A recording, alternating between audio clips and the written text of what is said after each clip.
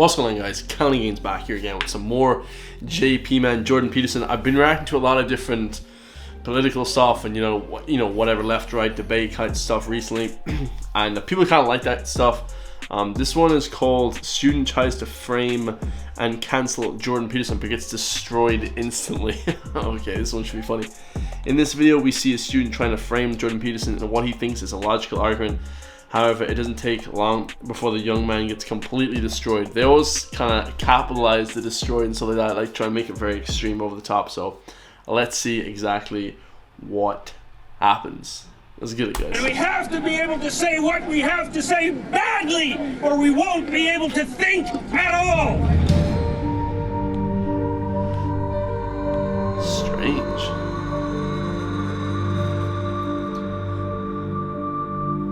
What the hell is this guy doing? Defend it? Well, okay, you... No, not well, okay. But I haven't justified them on the basis of gender and class.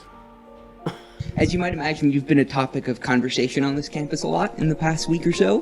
One of the things that sort of united people who like and dislike a lot of your ideas is that we appreciate your defense of free speech, and we appreciate you coming here to talk about it with us. But one of the things I thought was really interesting is Professor Van Dyke addressed the distinction between you and Jonathan Haidt. And I think, I'm sure that's true to some extent, but I noticed you've made a lot of more sort of substantively inflammatory claims. Like, in the course of this lecture, you called the authors of Facebook posts demons and totalitarians. In past events, you've called them things like neo-Marxists, cultural Marxists. You've called them, I believe, a fifth column that is committing treason against the West.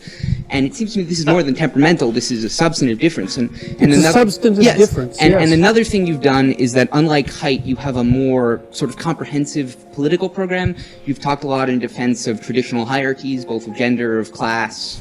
And so it seems that... I haven't talked about defense of traditional hierarchies in terms of gender and class. That's not true. Well, you've talked about hierarchies in society. You've talked about... Yeah, that's true. I have done that. But I haven't justified them on the basis of gender and class.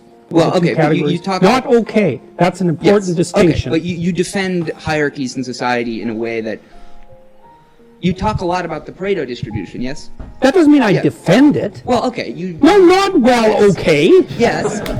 Okay, so basically he's trying to say, are you defending the hierarchies of class and fame, and should there be wealth inequality, Kind of funny, guys, because one of my friends, I told him that I was reacting to a bunch of this dumb stuff, and he was like, oh, if you react to that stuff, you're basically agreeing with it, or you're basically propagating it, like you're making it more. And I'm like, how the hell is that? If that was the case, guys, then on the news, all the killers and murders and stuff would be, the RT news would be, agreeing with that and actually making it good, saying that it's good to do that. So that's not the case at all, guys. We're just reacting to this because, it's fun to react to, right? Observing that something exists is not the same as defending it. How in the world... Well, people attack it, right? What's that? You don't. People attack it. Attack Attack the hierarchies of society is inherently unjust, right? Well, they're unjust, but they're also useful. Okay, so you say they're useful. Some Look, people would disagree look at with it that this way. proposition. Okay, look at it this way. You obviously think that it's worthwhile to stand up and ask a question. Yes. So you think that standing up and asking a question is better than not standing up and asking a question. Yes. Okay, that's a hierarchy. Yes. Of values. Yes. Okay, without the hierarchy of values, you couldn't act. Of course. No, not of course. Well, wait. It's partly why I'm defending the hierarchy. Without a hierarchy, there's no impetus to act. Hierarchy, right? What's that? There is a hierarchy in society, right? No, there's multiple hierarchies in society. Okay, there are multiple hierarchies in society, right? Yes. And you say that they are based in, you invoke the lobster, right? That they are based in nature. I said that they were inevitable. Yes, that they were inevitable. Some Right, people that disagree doesn't with mean that they're good. But my point is that you have a So broader... like, the lion is the king of the jungle. There's like all these different hierarchies of class and social and everything like that, guys. That's just like an evolutionary thing. I'm pretty sure everyone agree with that. It kind of has to be like that, as much as it kind of drives inequality. So, point than free speech. This is one of the things you talk about. Yes. Whereas I think there are some other activists who focus on more exclusively. I'm not an free activist. Speech. There's some other individuals who engage in public political speech. Okay. Yeah. Who focus more exclusively on free speech, whereas you have other goals in mind. But one of the things that you're more inflammatory language has done, I think, is it's politicized this free speech to an extent that someone like Haidt hasn't.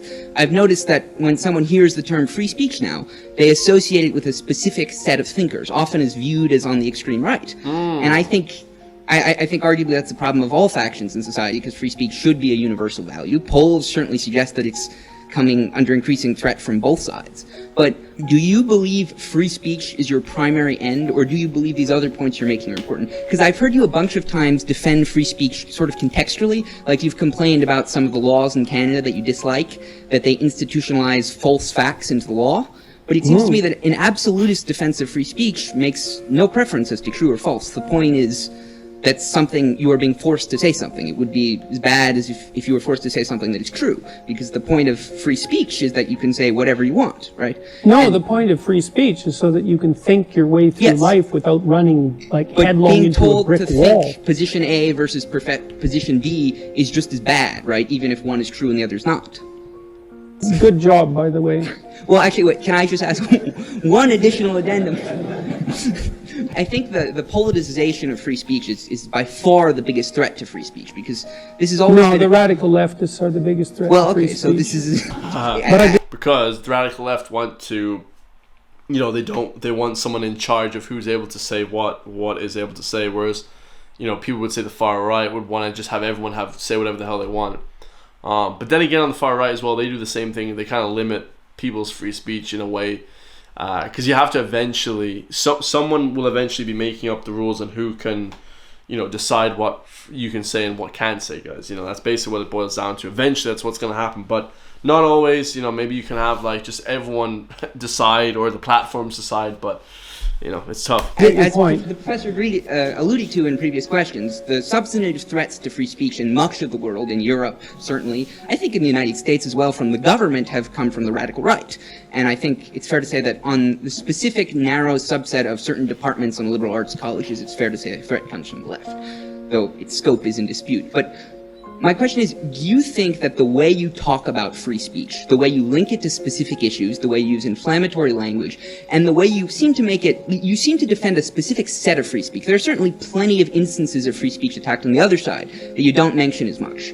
Do you think you risk politicizing this? Because it seems to me yes. Okay, and do you not think that's a far greater threat? Because, for example, the NRA is a group in the United States that defends guns rights, right? Okay, hold it. We need a question. Yes. Okay. I mean, like I said, you're doing fine, but it's just too much. Like, I can't keep it straight. Do you think that your behavior risks politicizing it, and do you think that politicization is justified?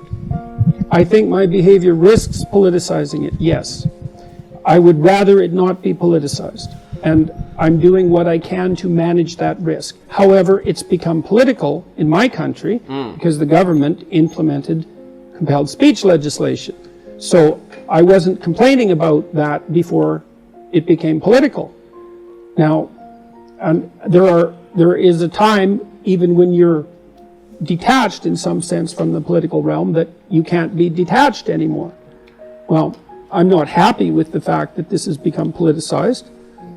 You could say that I haven't done a stellar job in ensuring in every possible manner that this has remained neutrally apolitical. Probably true. But I'm not particularly unhappy with the way things have gone so far. It doesn't seem like he's destroying the student at all. And I'm not happy with the radical left. And so if they're irritated at me, so much the better, as far as I'm concerned. So have I conducted myself perfectly? It's like, undoubtedly no. So I've got more than my fair share of faults, and a temper is one of them. But I'm muddling through. Okay, so that was kind of like the best non-answer I've ever heard in my life.